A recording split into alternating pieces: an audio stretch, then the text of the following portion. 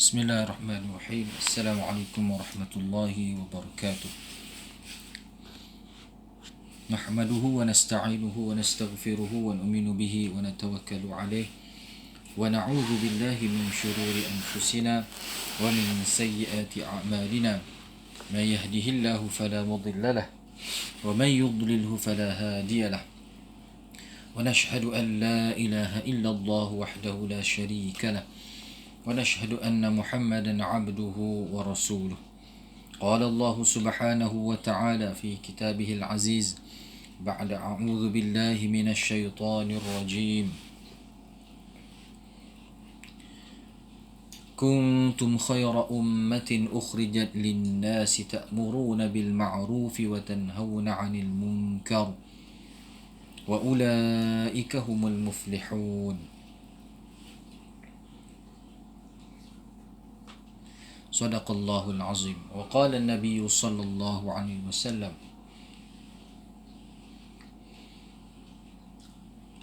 لا يؤمن أحدكم حتى يكون هواه تبعا لما جئت به، أو كما قال صلى الله عليه وسلم. Alhamdulillah,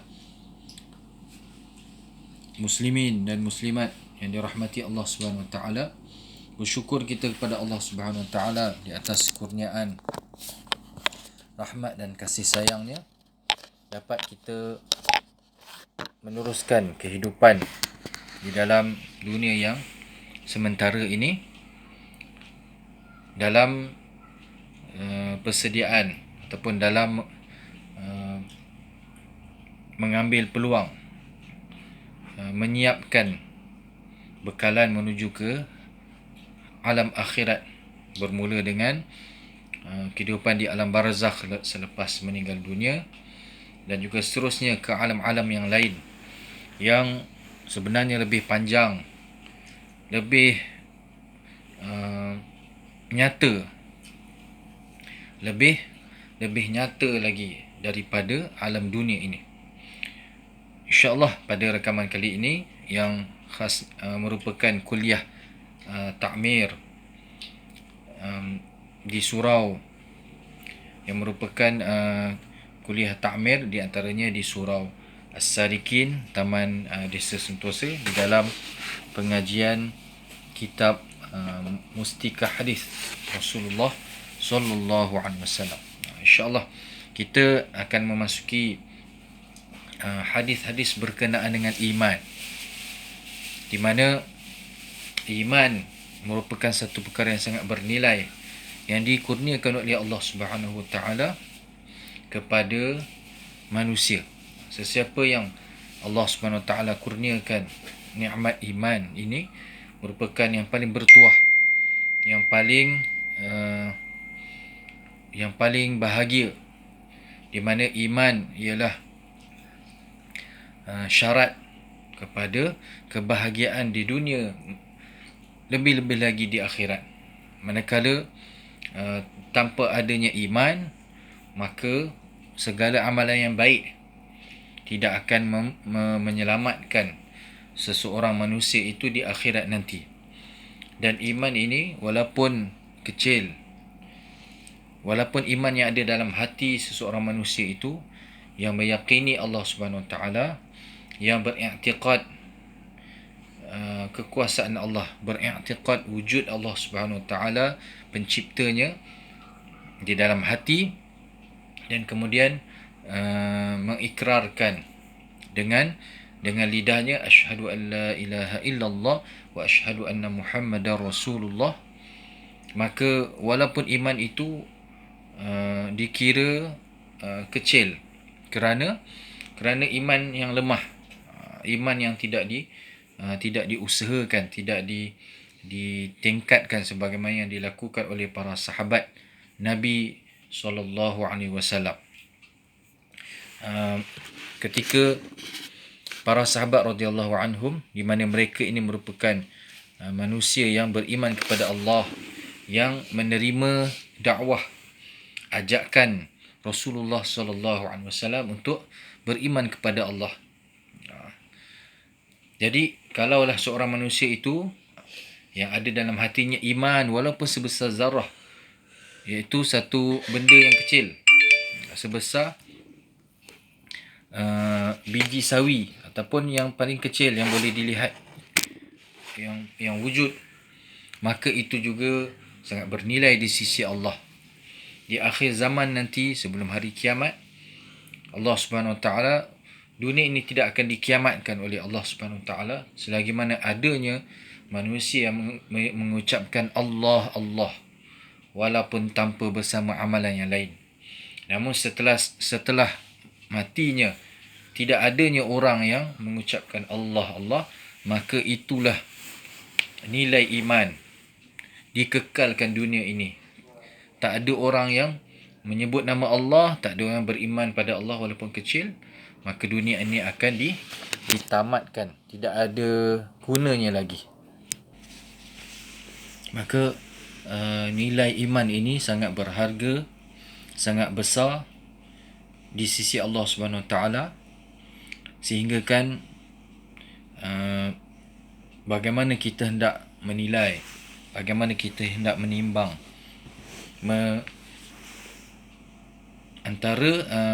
menilai antara dunia dan akhirat, dunia dan iman ini, sebagaimana sabda Nabi sallallahu alaihi wasallam, "Law kanat ad-dunya ta'dilu 'inda Allah janaha ba'udah ma saqa minha kafiran syurbata ma." Atau kama qala sallallahu alaihi wasallam.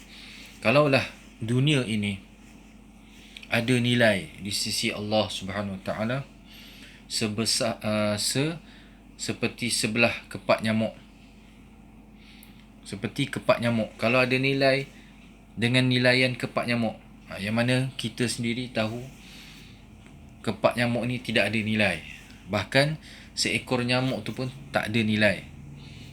Ditampar saja oleh manusia, dianggap mengganggu, tidak ada nilai. Begitulah dunia ini sebenarnya yang kita lihat. Apabila kita lihat dunia dalam keadaan ianya dibesarkan, diagungkan, maka kita lihat terlalu besar dan terlalu tinggi, sedangkan di sisi Allah Subhanahu Wa Taala tidak lebih, tidak menyamai pun kepak nyamuk. Dan kalaulah ada nilainya, maka tidak akan diberikan, Allah SWT tidak akan beri minum orang-orang kafir yang tidak beriman kepada Allah, yang kufur kepada Allah Subhanahu Wa Taala, yang tidak menyembah Allah Subhanahu Wa Taala walaupun seteguk air. Kerana besarnya nilai iman itu, dan kerana kecilnya, kerdilnya, hinanya dunia ini, maka ianya diberikan kepada orang-orang yang kufur kepada Allah Subhanahu Wa Taala di dunia ini sebanyak-banyaknya. Maka iman ialah satu perkara yang sangat bernilai, yang perlu diusahakan oleh kita setiap orang Islam. Walaupun kita mendapatnya, kita lahir daripada ibu-ibu yang Islam, datuk nenek kita orang Islam, namun kita lihat kepada sejarah sirah para sahabat radhiyallahu anhum, bagaimana mereka daripada keadaan kekufuran, sebahagian daripada sahabat dalam keadaan jahiliyah, sangat teruk dan sangat terpesong.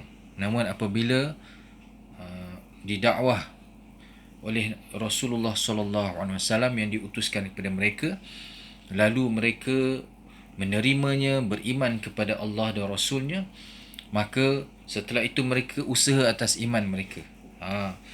Mereka telah membuat kerja, mereka telah membuat latihan, bahkan mereka telah memberikan sepenuh jiwa dan raga, harta, diri, harta dan masa mereka untuk iman dan juga untuk menyebarkan, menyampaikan iman dan agama ini kepada manusia, kerana mereka telah pun faham nilai iman. Hari ini kita pada peringkat awal ataupun di sekolah lagi, kita telah mempelajari, kita telah baca tentang rukun iman, arkanul iman. Iaitu yang pertama, al-imanu billahi ta'ala, subhanahu wa ta'ala, jalla jalaluh. Beriman kepada Allah Subhanahu wa ta'ala, Rabbuna wa Rabbul alamin, Tuhan kita dan Tuhan sekalian alam, yang telah menciptakan manusia, telah menciptakan malaikat, telah menciptakan seluruh makhluk yang lain, sama ada makhluk yang kita nampak ataupun yang tidak nampak. Allah Subhanahu wa ta'ala, dialah yang telah tidak ada yang berlaku di alam ini melainkan di dalam pengetahuan Allah, dengan izin Allah Subhanahu wa ta'ala, dicipta oleh Allah Subhanahu wa ta'ala. Maka kita perlu meningkatkan iman kita kepada Allah Subhanahu wa ta'ala, dengan di antaranya ialah dengan bercerita tentang kebesaran Allah Subhanahu wa ta'ala, bercerita tentang kehebatan, keagungan Allah Subhanahu wa ta'ala. Di antaranya ialah kita lihat kepada ciptaan Allah, kita lihat kepada makhluk, bagaimana makhluk ini diciptakan.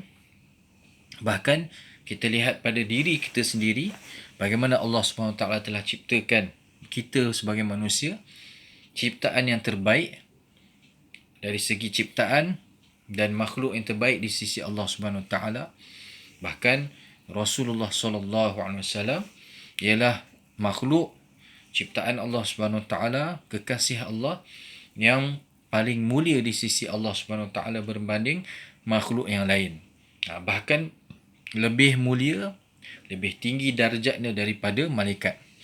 Lihatlah, Allah Ta'ala telah ciptakan kita dengan sempurna. Walaupun pada zahirnya, luarannya kita nampak berbeza-beza, walaupun ada kekurangan, sebab kita memang lemah, manusia ni lemah. Wa khuliqal insanu dha'ifa, lemah. Namun kita lihat apakah keajaiban yang Allah Ta'ala telah ciptakan pada diri kita. Iaitu antaranya bagaimana Allah Ta'ala ciptakan mata. Dengan mata ini kita melihat apa yang ada di sekeliling kita. Kita dapat melihat wajah keluarga, ibu bapa kita, wajah anak isteri, wajah orang-orang yang kita kasihi. Kita dapat melihat pelbagai warna, walaupun ada sebahagian orang tak dapat melihat, dan ada yang sebahagiannya tak dapat melihat warna. Bagaimana juga kita lihat anggota badan kita ini, bagaimana jantung berfungsi untuk membekalkan oksigen kepada otak kita, dan bagaimana otak ini diciptakan dengan begitu sempurna, dengan begitu detail, sehingga dapat menyimpan data dan maklumat.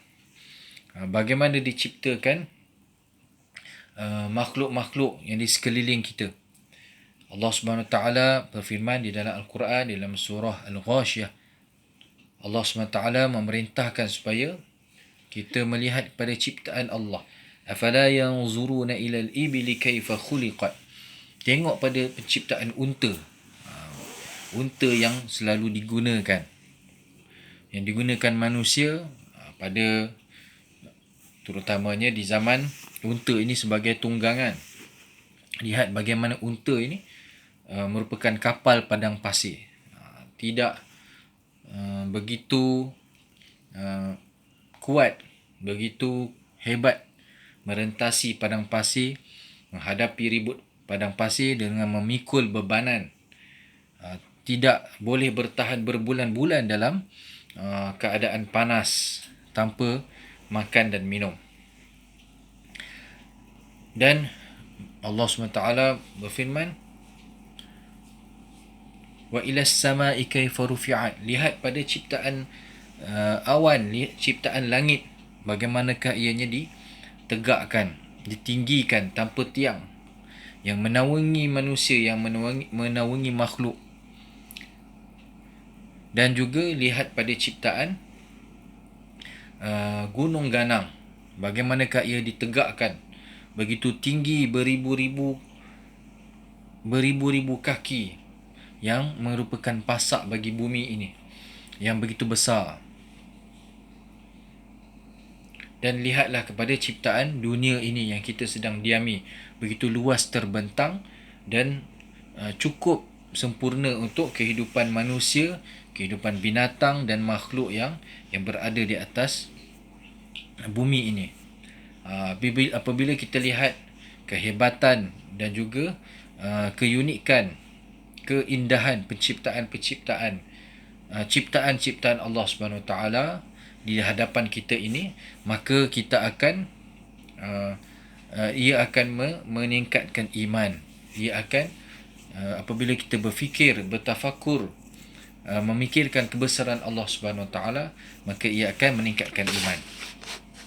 Para sahabat Nabi SAW, mereka sehingga kan apabila berjumpa ataupun bertemu antara satu sama lain, mereka akan memanggil ataupun mengajak sesama mereka untuk duduk sebentar dan berbicara tentang iman. Berbicara tentang iman, iaitu yang meliputi segala yang telah disampaikan, diajarkan kepada mereka oleh Rasulullah sallallahu alaihi wasallam.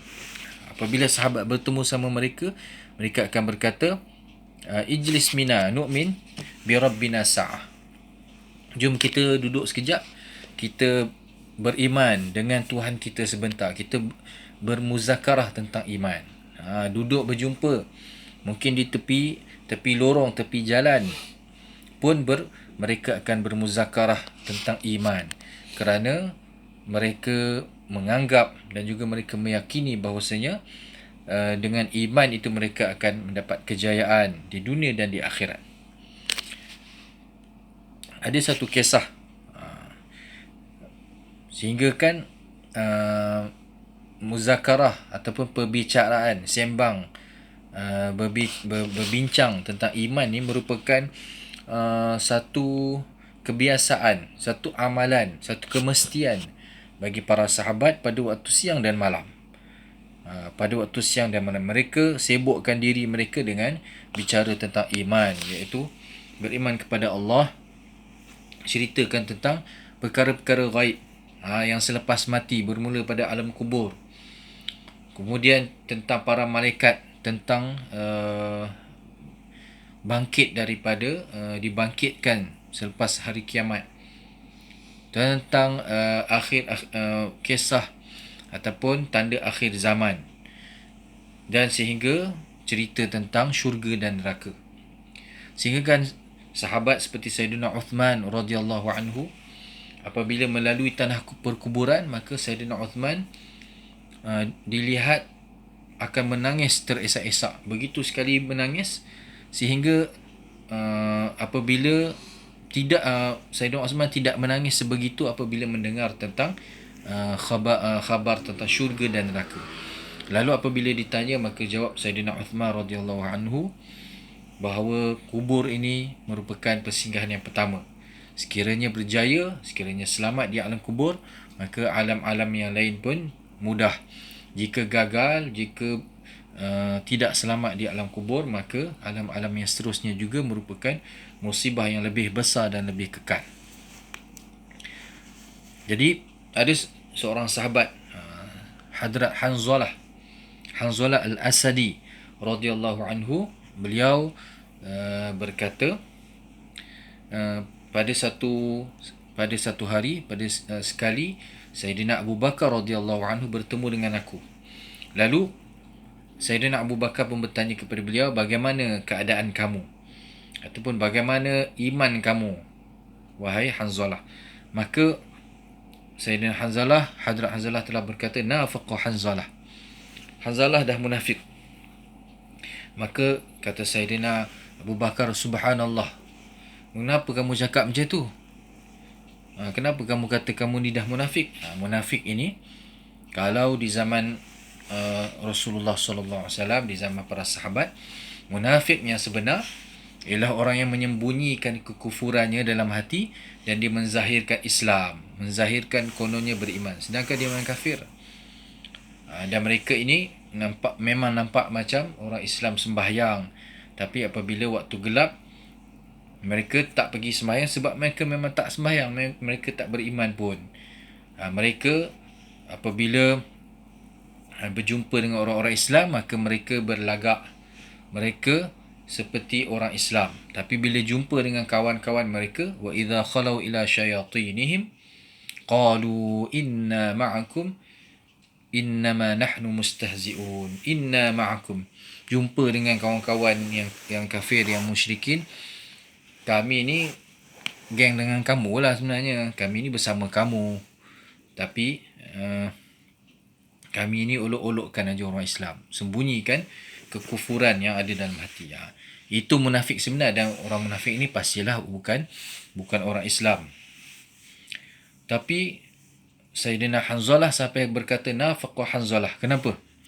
Maka jawab Hadrat Sayyidina Hanzalah radhiyallahu anhu, beliau berkata, kami ataupun kita ni, semasa kita dalam majlis Rasulullah memberikan tazkirah, mengingatkan kita tentang syurga, neraka, maka sehinggakan begitu sekali mendengar khutbah daripada Rasulullah, sehingga seolah-olah syurga dan neraka yang disampaikan, diceritakan itu seperti nampak depan mata.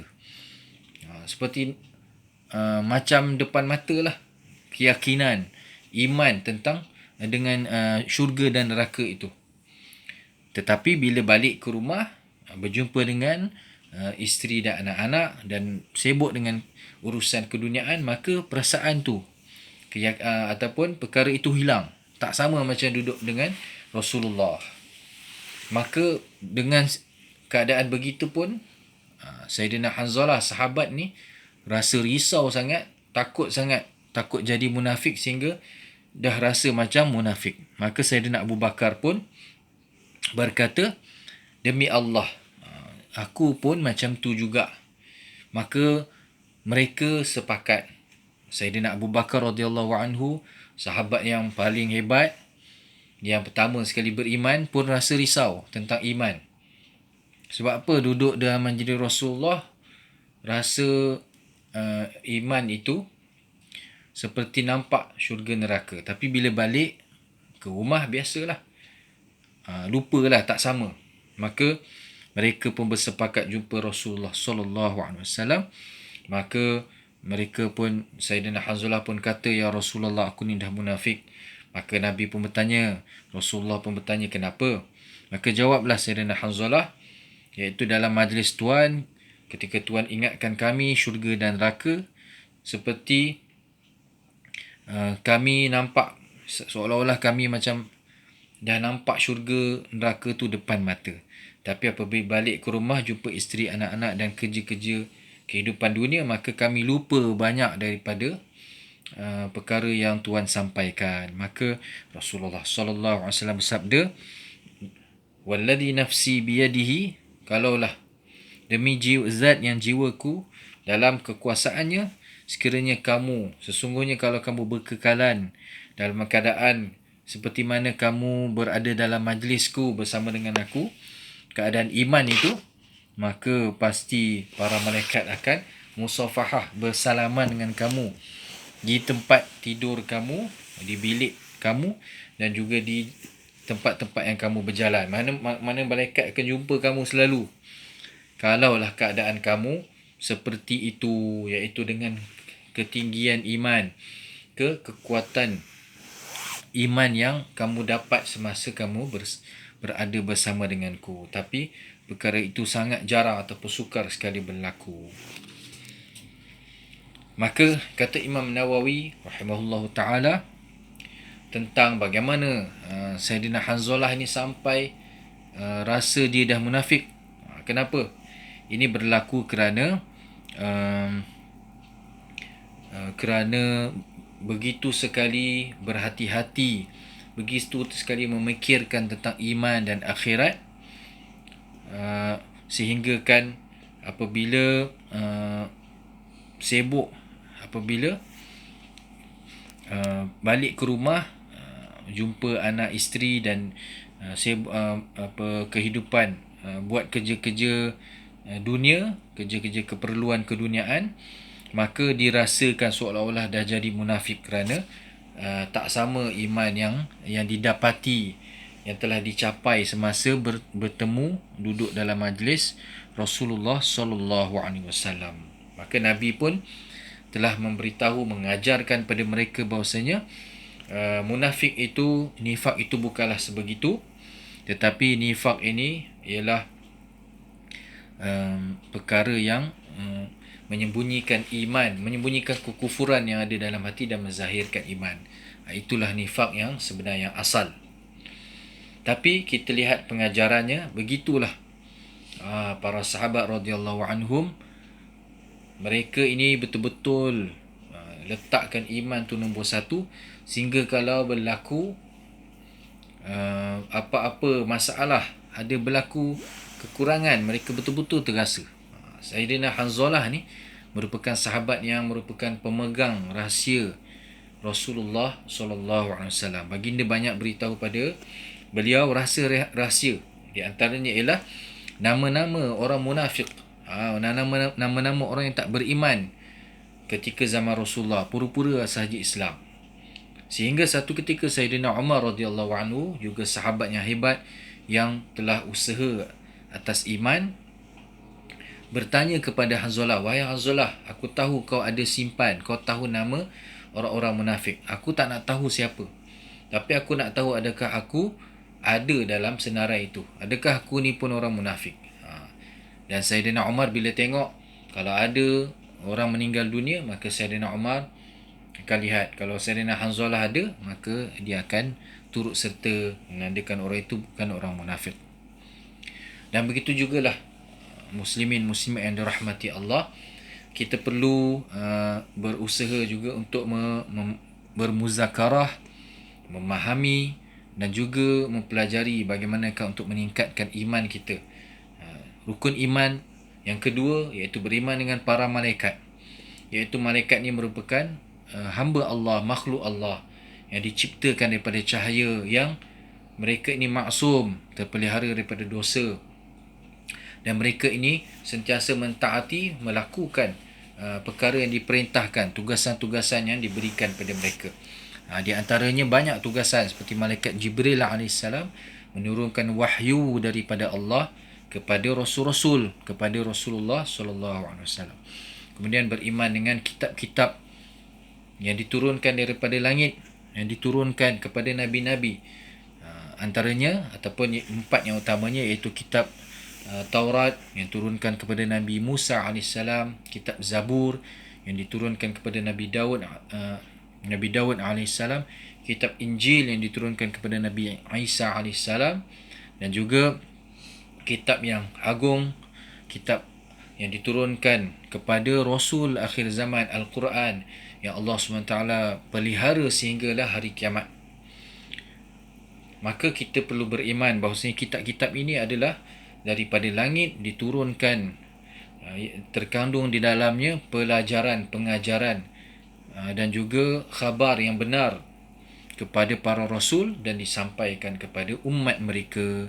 Dan Al-Quran berada, yang ada kepada kita, mushafnya, isi kandungannya ialah yang terpelihara, ialah kitab yang terpelihara sehingga hari kiamat. Kemudian beriman kepada Nabi-Nabi alaihimussalatu wassalam, yang wajib diketahui, dipelajari, diyakini 25 Rasul, yang ada pun nasyid ataupun nazamnya, 25 orang yang wajib diketahui. Jumlah Nabi-Nabi dan Rasul-Rasul ini sangat ramai, sebahagiannya dikisahkan di dalam Al-Quran, dan ada juga di kalangan Nabi-Nabi, Rasul-Rasul yang tidak dikisahkan, tidak diceritakan kepada Rasulullah SAW, kepada umat ini. Kemudian beriman kepada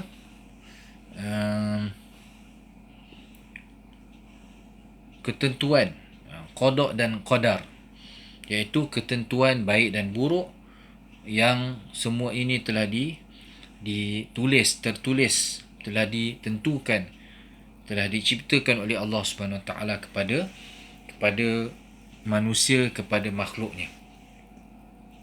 Maka dan sebelum itu beriman kepada hari akhirat, iaitu beriman kepada alam-alam selepas alam dunia ini.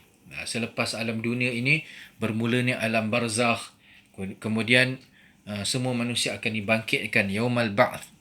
Semua manusia setelah hari kiamat, semua makhluk akan dibangkitkan dan akan menuju ke padang mahsyar, satu tempat dihimpunkan segala manusia dan jin dan akan dihitung amalan, iaitu akan ditimbang di mizan, timbangan amalan baik dan buruk itu benar. Itu perlu kita beriman dengannya. Kemudian beriman dengan suhuf ataupun kitab. Ma ya wailat ma li hadzal kitab la yughadiru saghiratan wala kabiratan illa ahsaha. Kitab ataupun suhuf, iaitu buku catatan amalan setiap manusia akan diserahkan kepada setiap orang. Dan beriman kepada syafaat Rasulullah SAW yang dijanjikan kepada umatnya yang mengikut ajaran Rasulullah, yang melakukan amalan-amalan yang dengannya dia akan mendapat syafaat, berselawat kepada Rasulullah SAW, mengamalkan sunnah Nabi SAW, dan beriman kepada titian sirat dalam perjalanan menuju ke syurga, na'uzubillah, ke neraka. Jadi itulah di antara perkara yang berlaku pada hari selepas kehidupan dunia ini, yaumal akhir, hari kiamat, hari akhirat. Kemudian beriman kepada qada dan qadar Allah Subhanahu Wa Taala, segalanya berlaku telah ditetapkan oleh Allah segalanya, namun kita manusia mempunyai ikhtiar yang diberikan oleh Allah SWT untuk memilih melakukan perkara yang baik, tetapi semuanya di bawah takdir Allah Subhanahu Wa Taala. Jadi ini ialah bab iman, bab rukun-rukun iman yang kita bukan sekadar mengetahui ataupun menghafalnya, namun kita perlu ada muzakarah untuknya. Kita perlu ada qadiyatul iman. Kita ada perlu bincang tentang iman, ingat mengingati tentang iman, sebagaimana yang dibuat oleh para sahabat radhiyallahu anhum. Dan para sahabat ni mereka telah faham tentang kepentingan iman, kepentingan agama, kepentingan sunnah Rasulullah sallallahu alaihi wasallam, sehingga mereka sanggup membuat pelaburan. Mereka telah laburkan keluarga mereka, masa mereka, bahkan nyawa diri mereka untuk sebarkan, untuk sampaikan, untuk luaskan agama iman kepada seluruh manusia. Wallahu alam. InsyaAllah pada waktu akan datang kita akan mula membacakan tentang hadis-hadis yang terkandung di dalam Kitabul Iman, di dalam kitab Mustikah Hadis ini. Wallahu a'lam bissawab, wabillahi taufiq wal hidayah. Assalamualaikum warahmatullahi wabarakatuh.